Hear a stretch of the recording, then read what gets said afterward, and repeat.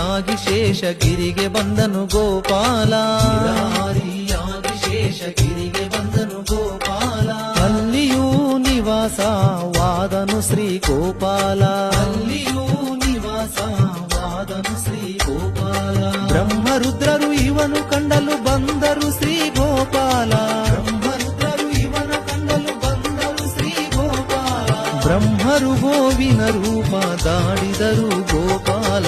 ಶ್ರೀನಿವಾಸ ಶ್ರೀನಿವಾಸ ಕಲ್ಯಾಣ ನೋಡೋಣ ಬನ್ನಿರೋ, ಶ್ರೀನಿವಾಸ ಪ್ರಿಯ ಸಖಿ ಪದ್ಮಾವತಿಯ ಕಲ್ಯಾಣ.